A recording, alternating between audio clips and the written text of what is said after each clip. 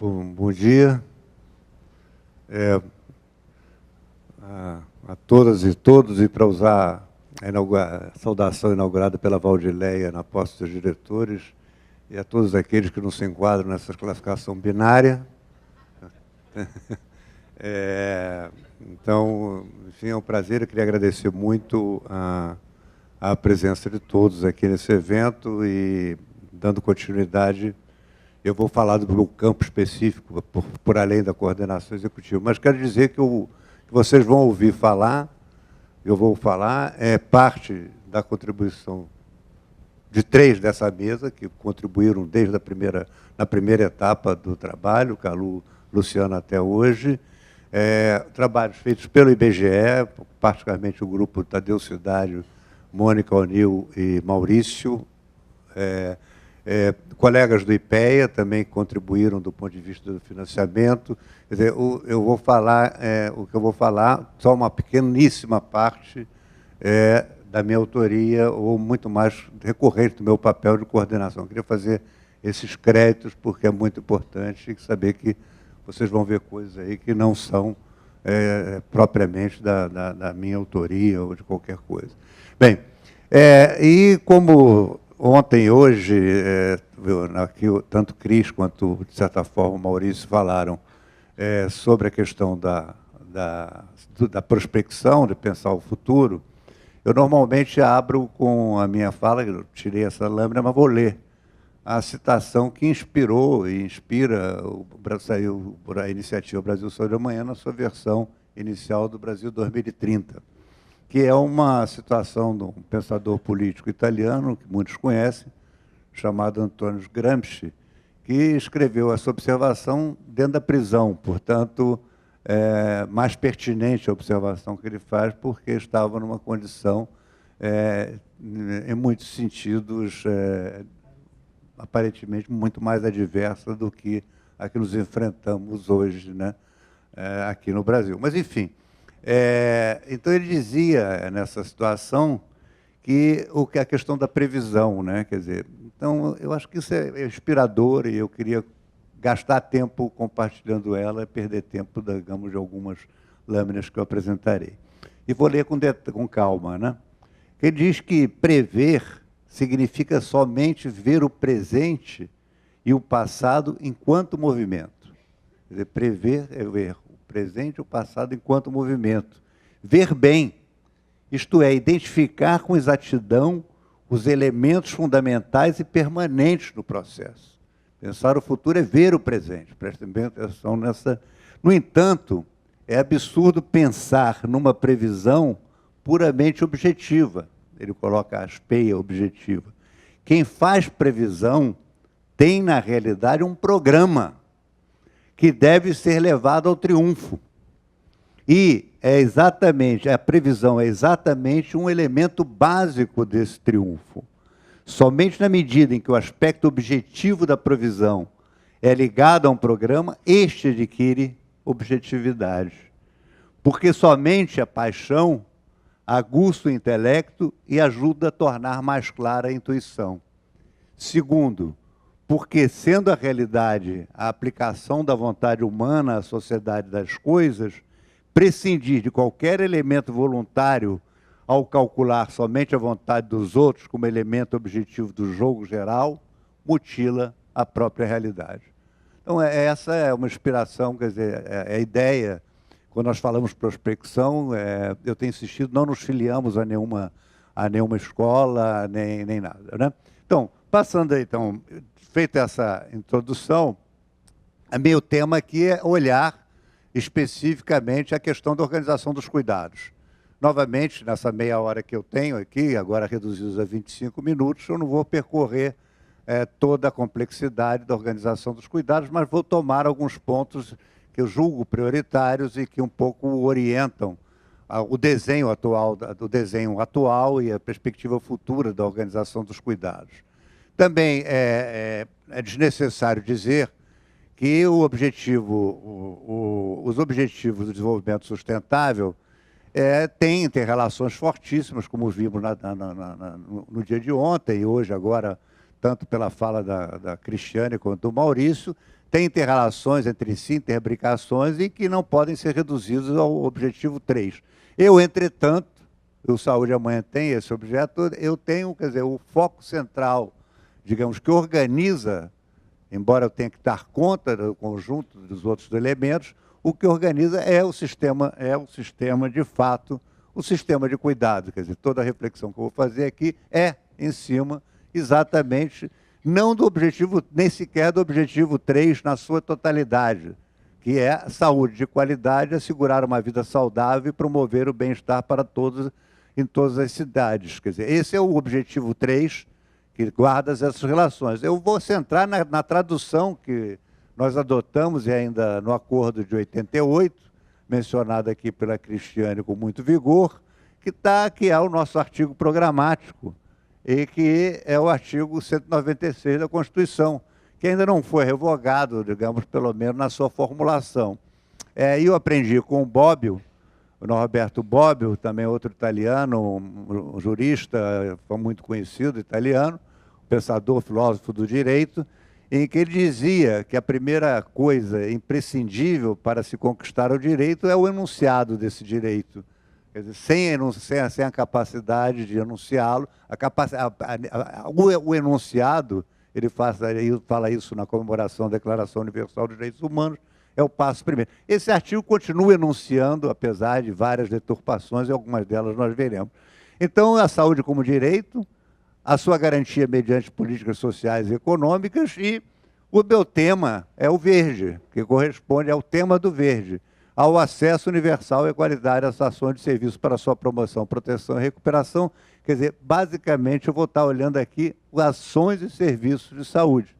Se quiserem ser mais específicos, tais como definidos na Lei 141, para poder dar um pouco mais de precisão ao que eu vou conversar daqui para frente. Quer dizer, não estou tratando, portanto, do conjunto de condições que o seminário trata, e o Saúde Amanhã também aborda para pensar o sistema de cuidados, né? Então, a primeira questão importante que temos que o sistema de saúde e cuidados desenha-se para atender uma determinada população. É evidente que a população, e a primeira constatação que fazemos a projeção é que deixamos de ser uma pirâmide populacional, estamos caminhando cada vez mais para um barril de base cada vez mais reduzida. Ora, isso tem consequências extremamente importantes, que já foram algumas delas ensaiadas pelo Maurício, que a par da persistência de alguns problemas, digamos, decorrentes da pobreza, diretamente da pobreza, nós passamos para um perfil de absoluto predomínio das doenças crônico-degenerativas. E quando fazemos projeção da população idosa, que já em 2015 atingiu 8%, em 2035 nós teremos 35 milhões de brasileiros com mais de 65 anos e 1.600.000 brasileiros com mais de 90 anos. Isso muda radicalmente, sem prejuízo de algumas práticas essenciais, a orientação dos cuidados de saúde, né?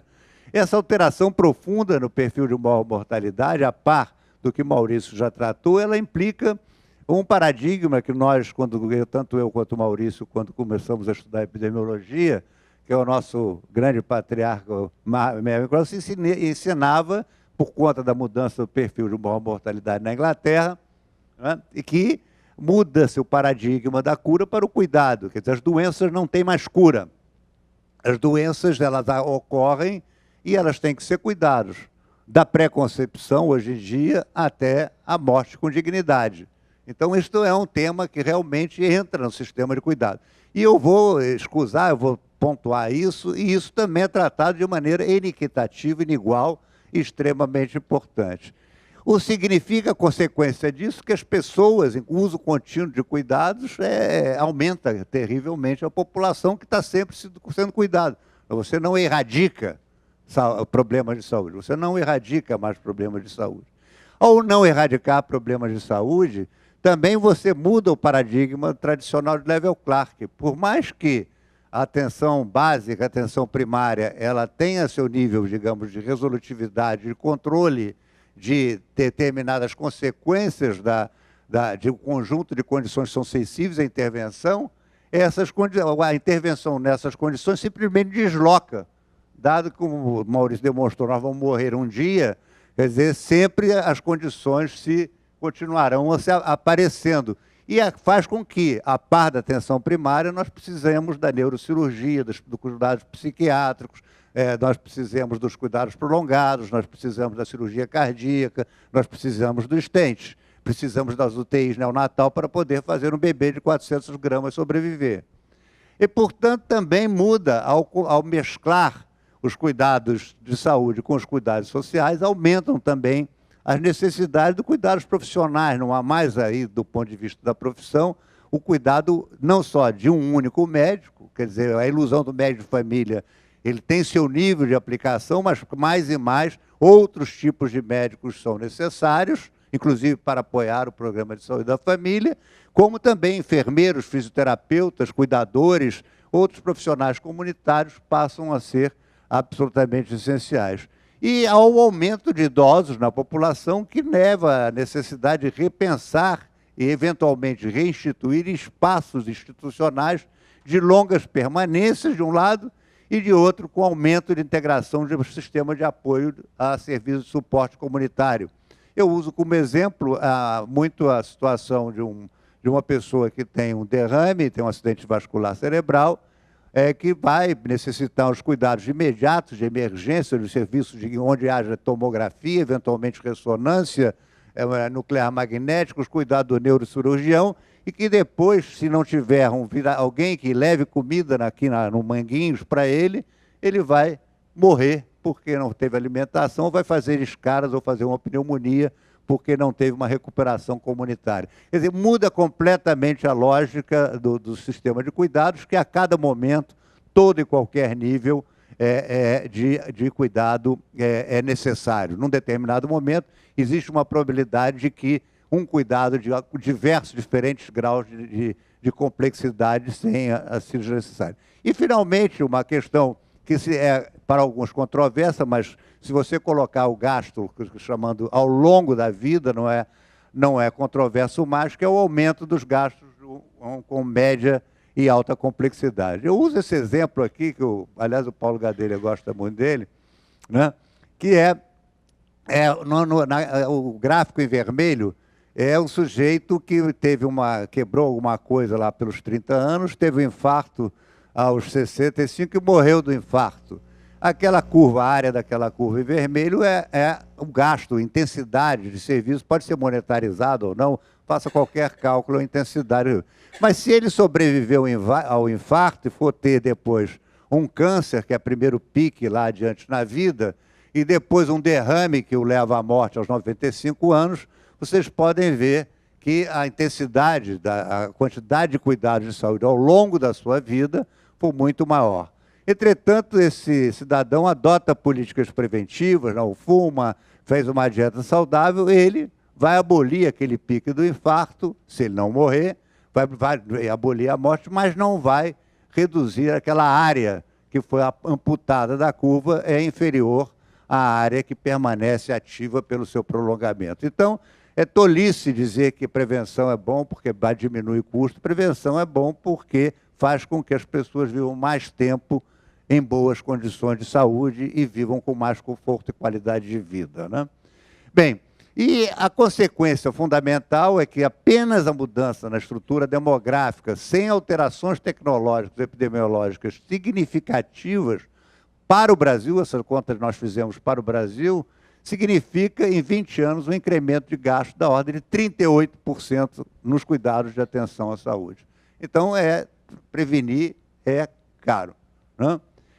A segunda dimensão que nós procuramos analisar é a questão de população e território, a distribuição também da população no território. Nós trabalhamos com o IBGE e isso é extremamente importante, ver como essa população, não apenas ela cresce, envelhece, mas como se movimenta no território. Nós temos áreas de esvaziamento populacional, o sul do país, o que está azulado, e áreas de crescimento populacional, né? Aqui um novo trabalho que eu convido a vocês visitarem a página do Saúde Amanhã para conhecer esse trabalho, o último trabalho que o IBGE fez com a gente, procurando fazer uma análise mais microscópica dessas tendências de crescimento das chamadas áreas de articulação imediatas de articulação urbana, que definem espaços, organizados em torno de determinados centros urbanos significativos. Vocês veem, tudo que está em tom marrom, marrom é tendência a esvaziamento populacional. Esse bege é estabilidade populacional. E o que está em tom azulado são as áreas de crescimento. Vocês têm também, então, portanto, uma alteração importante da mobilidade, da presença populacional, digamos, no sistema, no território brasileiro, que é extremamente importante, porque para essas zonas de envelhecimento populacional, de esvaziamento populacional, os serviços têm que mudar o perfil, e quanto aos espaços de crescimento populacional, imagina-se que tenha que haver ampliação de determinadas ofertas. E fizemos a mesma coisa da estrutura etária. Vocês têm a população, o que está em marrom são população em estado de envelhecimento, né? Em verde claro são as populações mais jovens. Evidentemente, com população mais velha, você vai ter crescimento dessas condições às que me referi. Nas zonas verdes, você ainda está com problemas ainda que aqui foram apontados com mais vigor por Maurício. Isso, do ponto de vista lógico do cuidado, existem, não completamente distintos, mas exige uma abordagem integral. Agora, vejam bem, porque no Nordeste também há áreas intensas de envelhecimento populacional, que eu não vou, aqui o tempo não permite a gente comentar mais. Essa oferta de serviços, com esse envelhecimento populacional, aí a gente começa a trabalhar, quer dizer, qual é o tipo de serviço. Eu usei aqui algumas observações importantes. Essa da primeira rodada, isso já tinha sido apontado num texto clássico, que é usado muito por Cristiane, Calu e eu, naquele Sistemas e Políticas de Saúde, mostrando, quer dizer, que a quantidade, quer dizer, a disponibilidade de serviços nos municípios brasileiros é absolutamente inequitativa. Quer dizer, a ideia de municipalização, ela responde a parte dos problemas, uma parte significativa, não desprezível, mas vocês podem ver por essa tabela que apenas 91 municípios dispunham, em 2012, de algum grau de complexidade para fazer face, atingido o nível 5 de complexidade, para fazer face aos problemas que estão surgindo por conta da mudança de perfil e do envelhecimento populacional. Aqui, 2 exemplos, do trabalho feito pela Isabela, lá da ENSP, equipe, Isabela Santos, mostrando a distribuição da UTI neonatal. Com o aumento, com a redução da mortalidade infantil por causas externas, os cuidados perinatais passam a ser essenciais. Mas os cuidados perinatais têm que ser prestados próximo ao local do cuidado. Vocês veem no mapa da UTI neonatal a dispersão desses cuidados no território nacional, mostrando, digamos, a extrema dificuldade de oferta, né? Aqui um outro drama, quer dizer, que evidentemente ninguém vai cuidar de trauma com recurso de atendimento ao trauma, mas uma vez ocorrido o trauma, seja por agressão interpessoal, seja por acidente, eu tenho que socorrê-los. Então, vocês vejam estruturas com 7 ou 8 estruturas de trauma para trauma complexo, vocês veem escassez no território brasileiro. Eu fiz um pequeno exercício aqui, colocando os espaços, raios de 2 horas na região de Palmas, Brasília. Você só tem Uberlândia, Brasília e Palmas com condições de estrutura de trauma complexo. Olha as pessoas que sofrem acidentes ou são baleadas, esfaqueadas, ou camponeses, só não têm a capacidade de resposta em tempo hábil. Isso tudo para salientar que nós temos extremas desigualdades no acesso e uso. Isso é um estudo coordenado aí pela equipe do Francisco Viacava, que mostra os fluxos de atendimento e os polos de atendimento no Brasil. E aqui eu chamo a atenção, isso aqui é o fluxo de atendimento de internações pediátricas, para vocês verem, no Nordeste, isso é ter cuidados de baixa complexidade, internação clínica. Então, vocês veem que há deslocamentos onde não deveria haver deslocamentos. Vejam a singularidade de Pernambuco, como há um grande deslocamento populacional para a cidade do Recife e sem nenhum polo intermediário. É interessante comparar com a Paraíba, onde também há deslocamento para João Pessoa, mas tem um polo intermediário de atração, que é Campina Grande, e que é da mesma hierarquia de cidade que Caruaru. No entanto, Caruaru não retém. A pergunta, muitos de vocês já me ouviram falar sobre isso, é porque Caruaru não atende o SUS. Isso aqui é o movimento dos pacientes do SUS, a oferta de atendimento ao SUS, que é um outro problema da segmentação do sistema de cuidados brasileiros, que eu vou tratar com mais detalhe a partir de seguir. E se isso é verdade, digamos, para internações de média complexidade, quando aumentamos para a situação de alta complexidade, vocês podem ver, isso aqui é revascularização do miocárdio, vocês veem também completamente a ausência, o deserto. O pessoal do IBGE começou a trabalhar com a identificação desses vazios sanitários. Esse gráfico, o mapa da direita, é o das regiões intermediárias, onde pode se. É o mesmo mapa que eu usei lá na questão de envelhecimento. O que está em marrom marrom escuro é que simplesmente não foi feito o atendimento não foi detectado do ponto de vista da revascularização do miocárdio ou angioplastia. A zona azul claro que seria a média nacional.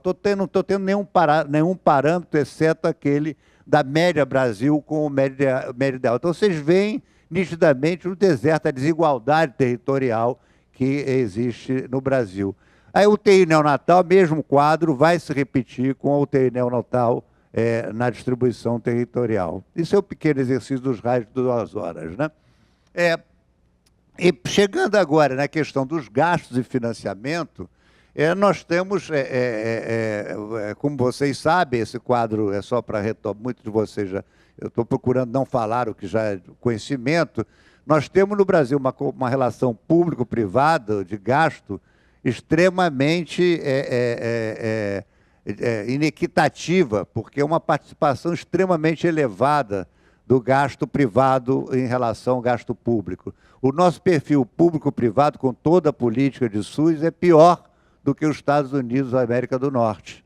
Todos os sistemas universais, Reino Unido, qualquer sistema europeu de cuidados universais, o gasto público se situa na faixa de 80%, em torno de 70% a 80%, chegando a alguns casos como o Reino Unido a 90% do gasto total de serviços de saúde. Então, nós já temos digamos, esse grave problema, ainda sabendo que o gasto direto é o gasto direto das famílias do próprio bolso, os planos de saúde consumindo 26% do gasto. Se diz que gastamos os mesmos, é verdade, gastamos em torno de 8% do produto interno bruto com cuidados de saúde. Os outros países gastam entre 9% e 10%, não estamos muito distantes. Mas o problema é essa questão iniquidade, sabendo que os planos de saúde cobrem apenas 1/4 da população brasileira. Eu vou saltar isso aqui, porque senão não vai dar tempo. E não bastasse isso, nós tivemos agora com o congelamento dos gastos. Isso é uma simulação que economistas do IPEA fizeram sobre o comportamento do gasto federal em relação a partir da medida da EC 55, aqui na época era a PEC ainda, caso ela fosse aplicada em 2003.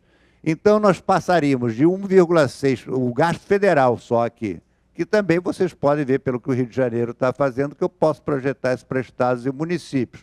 Nós estamos gastando 1%, 1,69% do PIB, mas se essa medida fosse adotada em 2003, em 2015 nós estaríamos gastando apenas 1%, quer dizer, aquele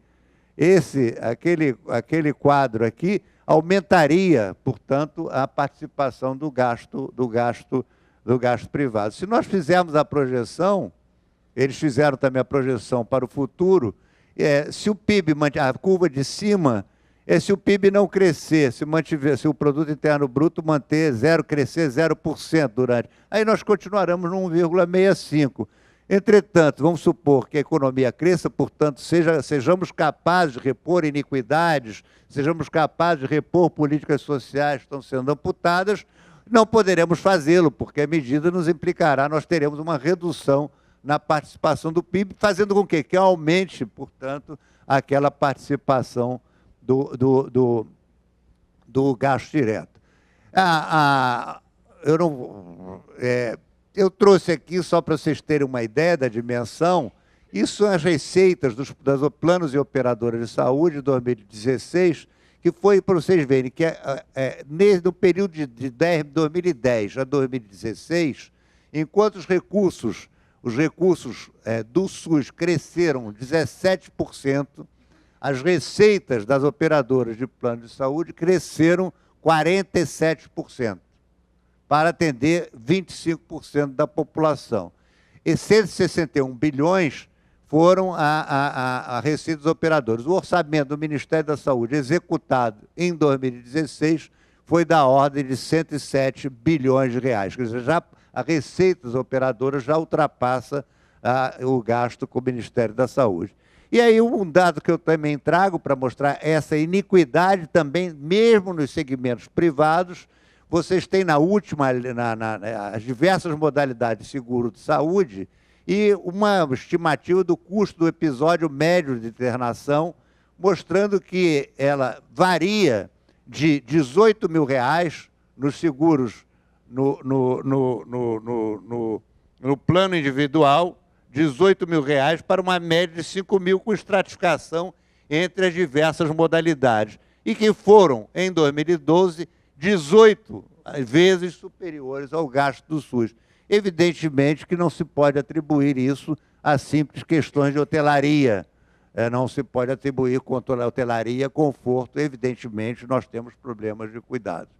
Para encerrar, se aproximando do fim, quais são os horizontes que nós vivemos no momento em função dessa forte restrição de gastos? Quais são essas consequências do subfinanciamento do setor público sobre esses problemas que acabamos de abordar? O primeiro é a questão federativa, porque já estamos assistindo um acirramento da competição entre entes federados, entre estados entre si, que já existia, e entre municípios entre si, e entre os estados, dentro dos estados e dentro dos municípios, entre prestadores. Haja visto, por exemplo, o socorro à Santa Casa de São Paulo, agora um socorro direto ao ao Hospital do Cérebro, no Rio de Janeiro. Há essa desigualdade, portanto, esse acirramento dessa competição entre os entes federados, e qualquer arranjo federativo será absolutamente improdutivo na medida em que há escassez de receita. E aí, ao contrário, um grande sonho dos municipalistas da nona conferência, ele vai finalmente se realizar, porque os prefeitos vão querer demandar a transferência fundo a fundo para justamente poder administrar as pressões entre os prestadores. Daí o apoio a essa norma da revisão da atenção básica, não era, em momento de escassez de recurso, o prefeito apoia, é evidente que ele quer recurso livre, não qualquer tipo de vinculação, então prefere a transferência fundo a fundo com transferência marcada e quer flexibilização do sistema de atenção básica para romper com o esquema, não necessariamente porque ele vai investir no modelo clássico de atenção primária, Maurício, é porque ele vai jogar esse dinheiro em qualquer outro lugar, entendeu? Que é uma outra questão. A outra, portanto, a grande tendência é a inviabilização da organização do rede de serviços que nós precisamos decorrendo daquela mudança do paradigma de Level Clark. Quer dizer, então nós temos simultaneamente uma fragmentação dos cuidados e uma segmentação, um acirramento da segmentação hierarquizada dos municípios de acordo com a renda. Nós temos uma lâmina. E, portanto, aqueles vazios assistenciais se tornam cada vez mais distantes do atendimento, da possibilidade de realização, digamos, daquelas escassezes de ofertas já detectadas, né? E, finalmente, agora pulou, o que é o último? Ah, sim, a queda na qualidade e segurança dos cuidados por razões mais ou menos demonstráveis. Ainda, você, portanto, tem um aumento da desigualdade territorial, você tem um aumento da desigualdade por renda, você tem uma expansão de novos arranjos privados que já estão em curso, clínicas de vizinhança, clínicas populares, consultas de R$10, consulta de R$15, você, sem qualquer sequência, novos arranjos privados, e você tem novas modalidades de pré-pagamento que são os planos populares, que já estão agora correndo pelo Congresso, VGBL Saúde, que esse já está até em vigor, alguém já estão comercializando, que é aquele financiamento. Evidentemente, tudo isso ele não consegue dar conta daquele, mesmo para quem os contrata, não consegue dar conta das condições complexas, porque um plano popular de saúde, evidentemente, tem que ser seletivo na cesta de benefícios, não pode fazer, cobrir um câncer, não pode cobrir uma cirurgia mais sofisticada. E aí, vai fazer o quê? O Carlos Gadelha está ali, eu não posso resistir, vai fazer o quê? O aumento das concentrações, inversões e inovações no setor privado de ponta, que já ocorre nos hospitais anuais, no Sírio-Libanês, etc. E o desvio, quando você contrai também os gastos com CTI no setor público, quando você é agressivo no programa de privatização, portanto, o motor, como qualquer outro setor dos investimentos de saúde, é o custeio, quanto é que você paga para botar aquela coisa em operação, evidentemente já é um sistema completamente deformado, de tal maneira que você não encontra o PET scan, na medida que vai se tornando quase mandatório em determinados tipos de câncer, ele vai sendo investido, crescer apenas para as elites, né, econômicas. Tal. Isso aqui é um trabalho para encerrar, já aproximando da minha fala final. Isso é o estudo de cenários na segunda rodada do Saúde Amanhã, que o pessoal da Ana Luísa Viana, lá da USP, fez para nós, que naquela altura ela fazia um estudo de cenários, né, nós tínhamos um cenário que ela chamou de pluralismo empresariado, que é o cenário, digamos, dominante no Brasil, de certa forma, a predominância dos segmentos híbridos de quase mercado, estatal e de segmento privado, com fins lucrativos e complementares, porque é um tema que saiu da nossa agenda, que é a contratação de serviços pelo SUS. Isso frequentou muito a agenda dos anos 70, mas desapareceu, mas continua em vigor. Esse sistema híbrido foi identificado como sistema inercial.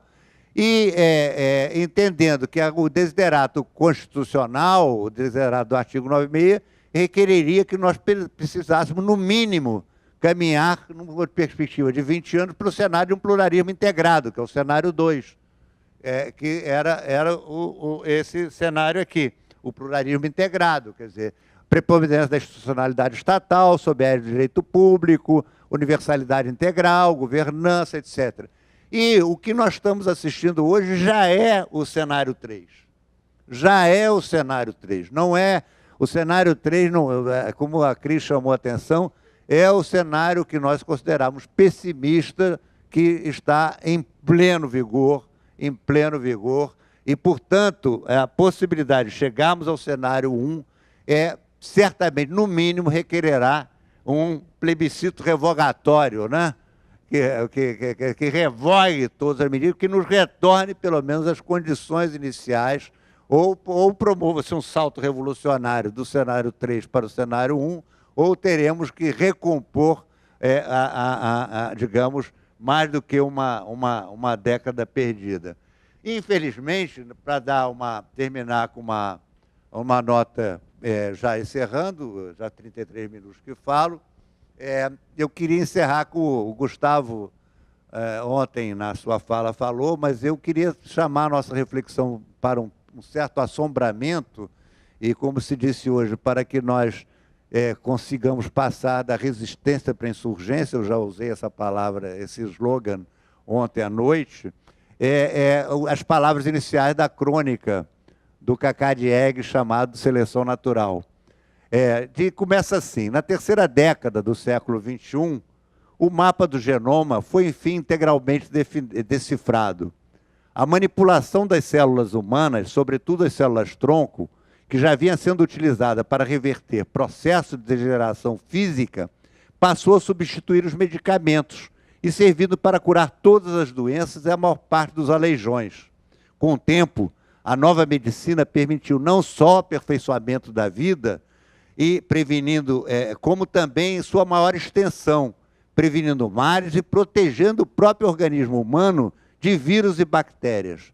A nova medicina tornou-se conhecida como genoterapia. A genoterapia continuou a ser aprimorada velozmente, mas por ser um procedimento extremamente caro, só estava ao alcance das famílias bastante ricas, de países ricos, regiões ricas e estáveis, que nelas podiam investir. Famílias de classe média escolhiam 1 ou 2 filhos para se beneficiarem desses planos de saúde que garantiam esse tempo. Ao tempo, o número de pessoas beneficiadas pela essa nova terapia cresceu e fez o suficiente para que os laboratórios pudessem viver exclusivamente da genoterapia. E, portanto, se desinteressaram completamente para qualquer outro tipo de tratamento. Essa população começou a crescer indiscriminadamente, começou a se tornar incontrolável, começou a assaltar, começou a roubar, ele vai por aí. Então, até que alguém descobriu a modificação genética, e essas pessoas foram se modificando nos genos e se transformou o Homo sapiens em Homo ricus. O Homo ricus, então, passou, os Homo sapiens começaram a ser, como não tinham mais tratamento, foram assolados por epidemias, tornaram-se ainda mais selvagens e mais escassos. Enfim, nós não temos que pensar muito seriamente, digamos, nesse processo de altíssima seletividade que está em curso e que nós temos que bloqueá-lo. Hoje, os jornais dão notícias dos estudos econômicos mostrando que já estamos recuperando, a economia está recuperando, porque o aumento da classe A+, o consumo da classe A+, está crescendo de maneira significativa, e isso dará oportunidade ao termos bilionários bem-sucedidos, que a cadeia de satisfação das necessidades dos bilionários possa permitir a sobrevida de alguns homo sapiens. Muito obrigado.